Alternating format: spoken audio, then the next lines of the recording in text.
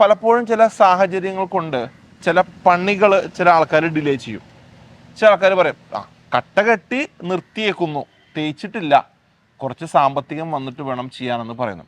അപ്പോൾ ഞാൻ ഇന്നത്തെ വീഡിയോയിൽ സ്പെസിഫിക്കലി ചോദിക്കാൻ പോണ ഉദ്ദേശം എന്ന് വെച്ചാൽ, ഇപ്പോൾ ഫോർ എക്സാമ്പിൾ ഞാൻ പറയാം, പലർക്കും പല സാമ്പത്തികമാണ്.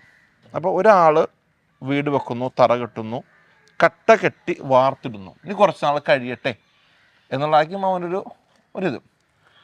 അത് നല്ലൊരു പ്രാക്ടീസാണോ, അല്ലെങ്കിൽ എന്തുകൊണ്ട് എന്ന് നമുക്ക് നമ്മുടെ ആൾക്കാർക്ക് ഒന്ന് പറഞ്ഞു കൊടുത്താലോ? അപ്പോൾ അതെ, പ്രാക്ടീസ് നല്ലതാണെന്നുള്ള ചോദ്യത്തിൻ്റെ ഉത്തരം ഇങ്ങനെ പറയാം. ടെക്നിക്കലി പറയുമ്പോൾ ഈ സ്ട്രക്ചർ എന്ന് പറയുന്ന സാധനത്തിനെ 100% എന്താണെങ്കിലും കംപ്ലീറ്റ് ചെയ്യണം എന്നുള്ളതാണ് എൻ്റെ അഭിപ്രായം. സ്ട്രക്ചർ എന്ന് പറഞ്ഞാൽ തേപ്പ് വരെ കഴിയുന്നതിനാണ് നിങ്ങൾ സ്ട്രക്ചർ എന്ന് പറയുന്നത്. തേപ്പ് കഴിയുന്നത് എക്സ്റ്റേണൽ തേപ്പെങ്കിലും കഴിയണം എന്നുള്ളതാണ്. എക്സ്റ്റേണൽ തേപ്പ്, അകത്തെ തേപ്പ് ചെയ്തില്ലെങ്കിലും പ്രശ്നമില്ല. പക്ഷെ എൻ്റെ വ്യക്തിപരമായ അഭിപ്രായത്തിൽ നമ്മൾ ഒരു വീട് പണി ഏറ്റെടുക്കുവാണെങ്കിൽ ജനറലി ആൾക്കാർ ഇപ്പോൾ നമുക്ക് ആദ്യം ഒന്ന് തറ കെട്ടിയിടാം എന്നൊരു ചിന്തയിലേക്ക് പോകാറുണ്ട്. ഈ തറ കെട്ടിയിടാം എന്ന ചിന്ത ഓക്കെയാണ് പണ്ട് കാലത്ത്, അത് കല്ല് വെച്ച് മാത്രം കെട്ടി വരുന്ന കാലഘട്ടത്തിൽ ശരിയാണ്. ഇന്ന് പലതരത്തിലുള്ള സോയിൽ കണ്ടീഷൻസിലും നമ്മൾ പണിയുമ്പോൾ ചിലപ്പോൾ ഈ കല്ല് കെട്ടുന്നതായിരിക്കില്ല ഏറ്റവും ഉചിതമായ മെത്തേഡ്. അപ്പോൾ നമ്മൾ ഐസൊലേറ്റഡ് ഫുട്ടിങ്സോ കോളംസോ ബിൽഡിംഗ്, ഞാൻ പറഞ്ഞല്ലോ ഫ്രെയിം മെത്തേഡിൽ ചെയ്യാം, അല്ലെങ്കിൽ ലോഡ് ബെയറിംഗ് മെത്തേഡിൽ ചെയ്യാം. ഫ്രെയിം മെത്തേഡിൽ ചെയ്യുമ്പോൾ നമുക്ക് കോളംസ് ഉണ്ടാവും. അപ്പോൾ കോളംസിന് വേണ്ടിയിട്ടുള്ള കമ്പിയൊക്കെ നമ്മൾ എഴുന്നേപ്പിച്ച് നിർത്തിയിട്ടുണ്ടാവും. അങ്ങനെ വരുന്ന ഒരു സാഹചര്യത്തിൽ നമ്മൾ തറ മാത്രം കെട്ടിയിട്ട് കഴിഞ്ഞാൽ സ്റ്റീൽ എക്സ്പോസ്ഡ് ആയിട്ടിരിക്കുന്നത് ഒരു രീതിയിലും നമുക്ക് സമ്മതിക്കാൻ പറ്റില്ല. നല്ലതല്ല. കാരണം സ്റ്റീൽ എന്ന് പറയുന്നത് എപ്പോഴും കൊറോഷന് പ്രോൺ ആയിട്ടുള്ള ഒരു സാധനമാണ്. അപ്പോൾ എയറിന്റെ ഇഫക്ട്സ് മൂലം അവിടെ തുരുമ്പിച്ചു പോകും. പിന്നെ നാളെ ആ തുരുമ്പ് കറക്റ്റ് ചെയ്യാൻ വേണ്ടിയിട്ട് നമ്മൾ ഒത്തിരി മെത്തേഡ്സിലേക്ക് ചെയ്യേണ്ടി വരും. ഒരു നിശ്ചിത കാലയളവ് വരെ, 2 മാസത്തേക്ക് ഇടുന്നു എന്ന് പറയുന്ന പോലെ അല്ല, തൽക്കാലം ഒന്ന് ആവട്ടെ, ഇനി സാമ്പത്തികം ഒന്ന് ഇമ്പ്രൂവ് ചെയ്തിട്ട് ചെയ്യട്ടെ എന്ന് പറയുമ്പോൾ ചിലപ്പോൾ ആ കാലയളവ് നമുക്ക് കൃത്യമായി ഡിറ്റർമിൻ ചെയ്യാൻ പറ്റില്ലല്ലോ. അപ്പൊ അതുകൊണ്ട് ഞാൻ എപ്പോഴും അതിന്റെ ചോദ്യത്തിന്റെ കൃത്യമായ ഉത്തരവ് ഇതാണ്. ഞാൻ പറയുക, എക്സ്റ്റേണൽ തേപ്പ്, എക്സ്റ്റേണൽ പ്ലാസ്റ്ററിങ്, പുറത്തെ തേപ്പ് കഴിയുന്നത് വരെ ഒറ്റയടിക്ക് പോവുക. അത് ചെയ്തിരിക്കണം മസ്റ്റായിട്ട്. കാരണം ഈ തേപ്പിന്റെ ഉദ്ദേശം എന്താണ്?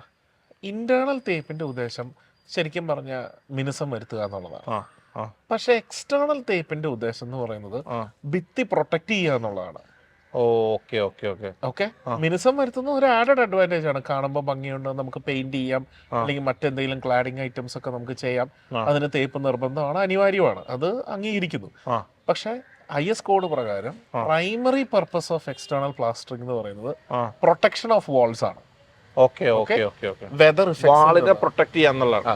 ഞാൻ നിങ്ങളോട് പണ്ട് പറഞ്ഞു ഓർക്കുന്നുണ്ടോ, ഒരു വീടെന്ന് പറയുന്ന സാധനത്തിനെ എങ്ങനെയെങ്കിലും നശിപ്പിക്കാനാണ് പ്രകൃതി ശ്രമിച്ചുകൊണ്ടിരിക്കുന്നത്.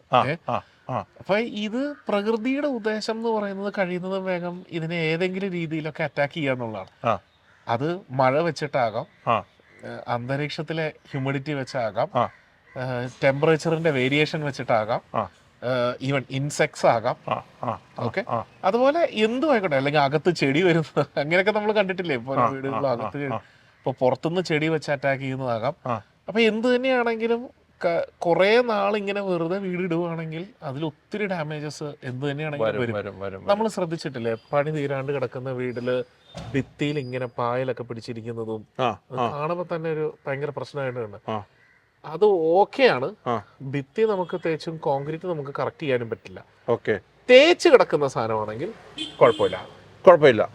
ക്ലീൻ ചെയ്തിട്ടാണെങ്കിലും നമുക്ക് രണ്ടാമത്, നിങ്ങൾ പറയണ ഇപ്പൊ സപ്പോസ് ഒരു തേച്ച് കഴിഞ്ഞാൽ അല്ലെങ്കിൽ കുറച്ച് നാൾ ഇട്ടാലും കുഴപ്പമില്ല എന്നുള്ളതാണ് നിങ്ങളുടെ ഒരു വാദം. തേപ്പെങ്കിലും ചെയ്തിട്ട് ഇടണം എന്നുള്ളതാണ് ഞാൻ പറയുന്നത്. ആണല്ലേ? എക്സ്റ്റേണലി ഇപ്പൊ എന്റെ ഒരു ക്ലയന്റ് ഉണ്ട്, ആളിച്ചിരി ഫിനാൻഷ്യൽ ചാലഞ്ചസിൽ കൂടെ പോയിക്കൊണ്ടിരിക്കുന്ന ഒരു സിറ്റുവേഷനാണ്.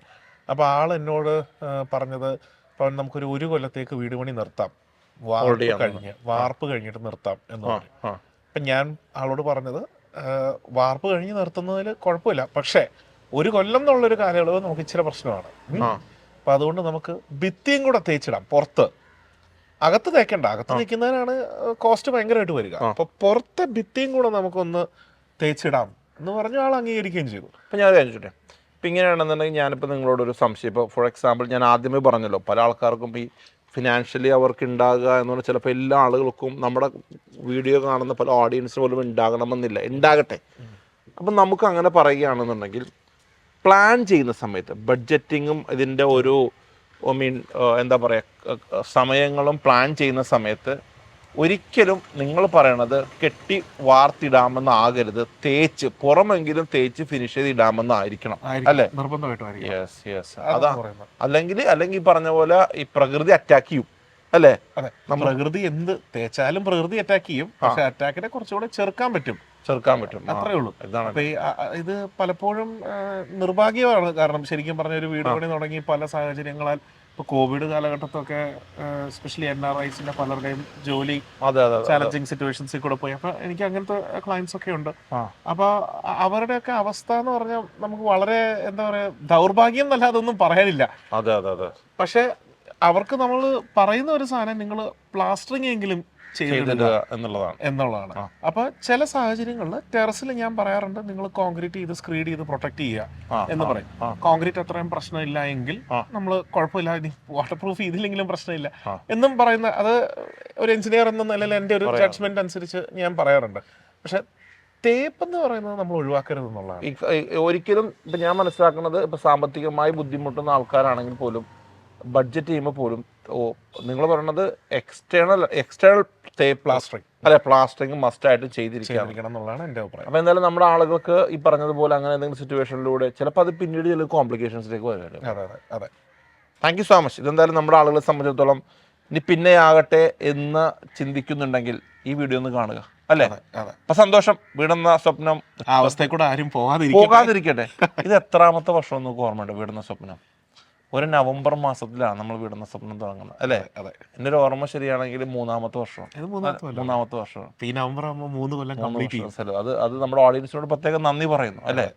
നമ്മളെന്ന് പറഞ്ഞ ആളുകളെ അംഗീകരിക്കുക.